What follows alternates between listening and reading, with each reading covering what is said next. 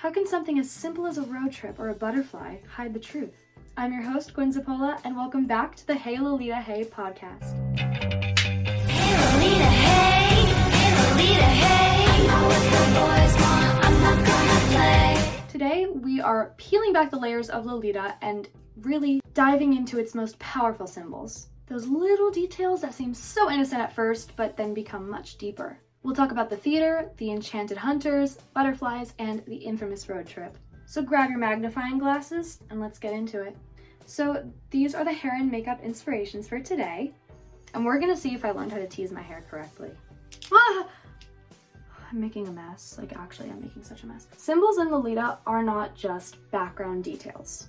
They shape the entire story, and Nabokov uses them to highlight the novel's biggest themes: illusion, control, transformation, and deception. Let's start with one that literally revolves around performance.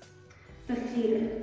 So Lolita gets involved in her school play and Humbert hates it. He is thinking that it's teaching her how to lie, which he should not be a stranger to. But here's the thing. Lo doesn't get into the theater just because she has this great passion for acting. She's interested because of Claire Quilty. Boom! Gotcha, Humbert. So Quilty wrote this play called The Enchanted Hunters for Lolita's school to perform.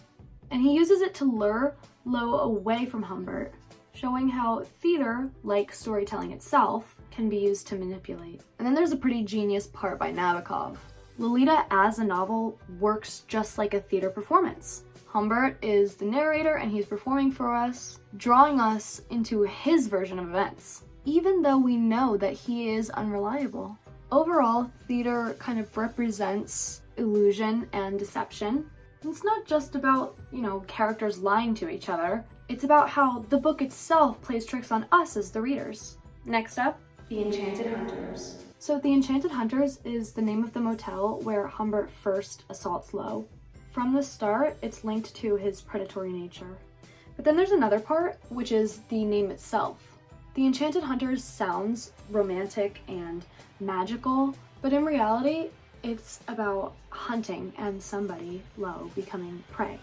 And then the school play that Quilty wrote, also called The Enchanted Hunters, directly connects to this theme.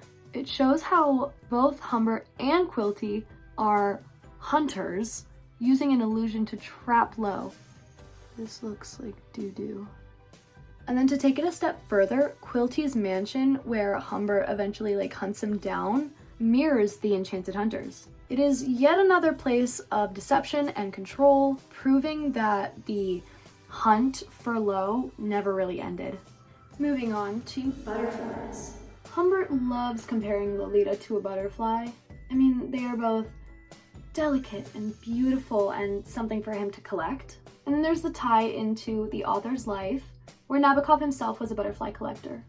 And it reflects into the way that Humbert treats Lolita, admiring her, possessing her. It mirrors the way that collectors pin down butterflies, turning something alive into a frozen specimen, something that they can just appreciate and look at and keep.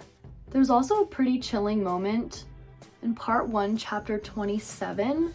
So it's when Humbert goes to the camp that Lolita's staying at, and a lady that works there is pulling things out of her drawer, and one of those things happens to be photographs of girl children, which Humbert describes as some gaudy moth or butterfly, still alive, safely pinned to the wall. It's a disturbing metaphor for how he views Lolita.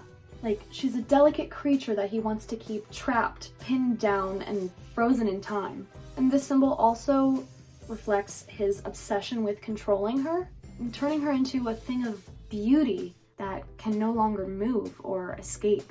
There's also the idea of transformation. Lo is growing up and she's changing and trying to escape. But just like a butterfly's short life, her time as a child is fleeting. I don't know how everybody in 2016 was doing those cut creases. I'm struggling a lot right now. And the last key symbol that I am going to be discussing today is the road trip. So when we think of American road trips, we think of freedom and adventure. But for Lolita, it's quite the opposite. Humbert keeps her totally trapped, constantly moving her around to avoid consequences for his actions. This road trip is Humbert's way of keeping his fantasy alive. As long as they're on the move, he can pretend that reality doesn't exist. He's running from reality while making sure that Lo can't escape hers. So the road trip is a symbol of captivity, disguised as freedom, an illusion, much like everything else Humbert constructs in his mind. I'm making quite the mess here, you guys. This is not going well. So now let's discuss how this ties into the main characters. They all can mostly relate to a lot of these key symbols, but I'm going to give some more specific examples just to make it a little more clear. So Humbert definitely ties into a lot of the butterflies and the road trip. As I said before, he sees Lolita as a fragile, delicate, beautiful thing to keep and collect, much like a butterfly pinned in a display. And the road trip kind of shows how he thinks he's giving her freedom, or can convince her that she's getting freedom, but he's actually just using it to trap her. Lolita can be seen a whole lot in theater and butterflies. She's caught in others' performances, Humbert's lies, Quilty's manipulation, and her role in the school play. She's also the one truly changing, like a butterfly in its cocoon. And of course, Quilty is seen through the theater and the enchanted hunters. He is the ultimate hunter, preying on Lo in a very shadowy way. He manipulates her through theater, just like how Humbert manipulates through storytelling. Guys, I'm so dead serious. Please don't pay close attention to this eye. It's not good. So how do these symbols connect with the novel's time frame, the setting, or even the genre itself? So the road trip ties into 1950s America, where you own a car, you've got freedom. But in this novel, it's pretty ironic. She is not free at all. And this reinforces the dark underbelly of the American dream. And then the theater feeds into the postmodern, unreliable narration. This whole book is a performance. And Humbert's playing the role of the tragic lover, and Quilty's using theater to lure Lolita to him. And then, of course, the enchanted hunters. The name itself feels like a fairy tale, suggesting magic and romance. But it's actually a crime scene. This reflects on how Humbert twists reality into something beautiful when it's actually horrific. So why these symbols? Nabokov is a master at hidden meanings, and every one of these symbols ties back to his main messaging: manipulation, illusion, and control.